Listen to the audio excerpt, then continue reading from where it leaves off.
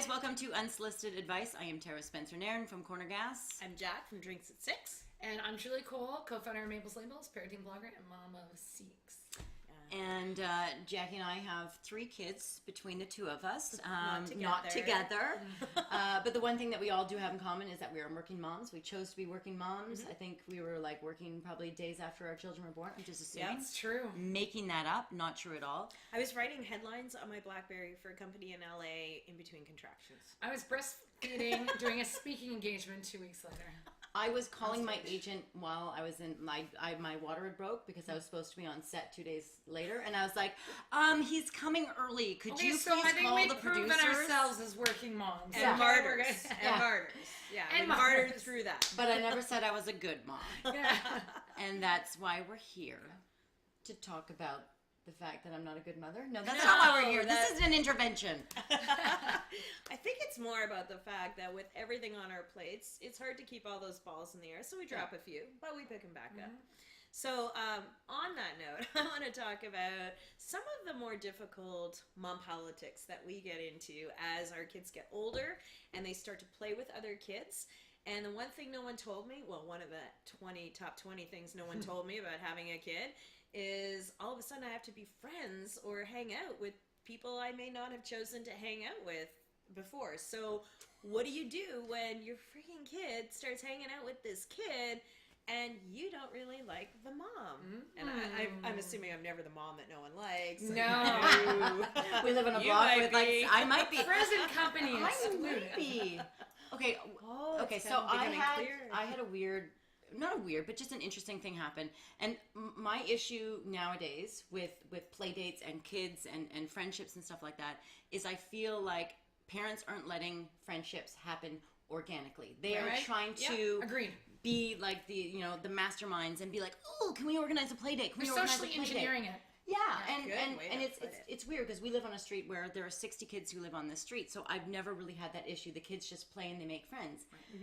When my eldest was in daycare, someone left their business card and was like, "Hey, our kids really like each other. Let's have a play date." So I was like, "Oh God!" Is this what we do? You kind of have to Yeah. respond. You can't not respond, and I feel bad telling the story because they're lovely people.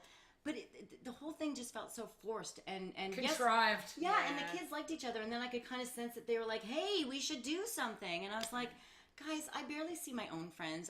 You're lovely." Yeah. I didn't say this to them, but in my Yeah. heart, I'm like, "You're lovely people," but just because our friends are friends, it doesn't mean that we have to. So if we could all, as parents, just agree that just because your kids are playing together, it doesn't mean the parents. But I think have you to. make a great point around kids, parents who are trying to find these friendships for their kids. Like, Yeah. kids will find Awkward. friends, right? Like, I can see if you have a kid, maybe, like, especially because I have a guy with autism, like, I worked really hard to help foster relationships and help friendships for him when he was younger because he needed to learn those skills. Very right? different, That's yeah. a different situation.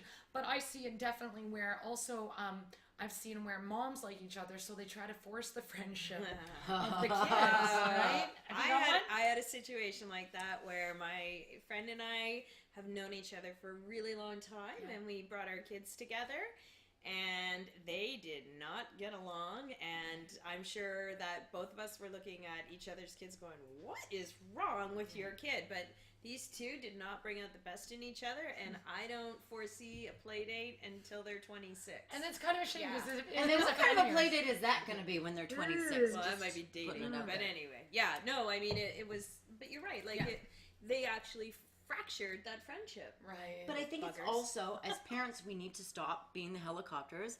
And also, let the kids figure it out. And if your kids' feelings get hurt, your kids' feelings get hurt. Like, that's they do life. figure it out. Well, And why should your friendship be fractured just because your kids don't get along? You guys can still go for wines. You can still, or you can make your kids be like, you know what, you two, we're getting together because we're friends. Yeah. Figure it out. I wouldn't bring my kid into that situation. We talked about other kids. I didn't like the way her, we probably wouldn't see eye to eye on parenting. I didn't feel that her child had any boundaries. But now do you feel like your friendship has changed because you don't see eye to eye on parenting, which is like a huge thing That of is who a you huge are. thing. It's a huge thing. And Like- I know, like, I've found it hard when when your parenting style is so different from a friend's. Yeah. Because then the kids come over and, your kids are allowed to do this. Like, a lot of times I'm free range. I let them play. They can go to the park. Friends will be over and the parents will be like, they can't go to the park alone. I was like, oh, yeah, mine can, right? So then it's difficult. But the other thing, I know I had a situation once where a mom was over with her daughter, and daughter was constantly doing something mom disapproved of. And mom said, if you do it again, you're going to have to leave. We're going to have to go. And mom said that 3 times. Wow. And I'm a big follow-through gal. And my kids are probably going, what was going on? They said they were going to leave, and she did it again, and they're still here. They would have not known what was going on there.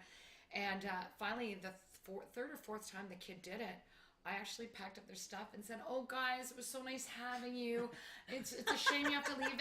I said to the child, maybe next time you'll do better listening to your mother. And mom had sticker shock. I was like, about That's that awesome. I was actually kicking them out of my house. But it's a great. But for you you. did It was it making me twitchy and stuff. But you did it in a really polite way. For sure. So moms out there, if you've been in this boat, which I bet you have, you can leave an anonymous comment.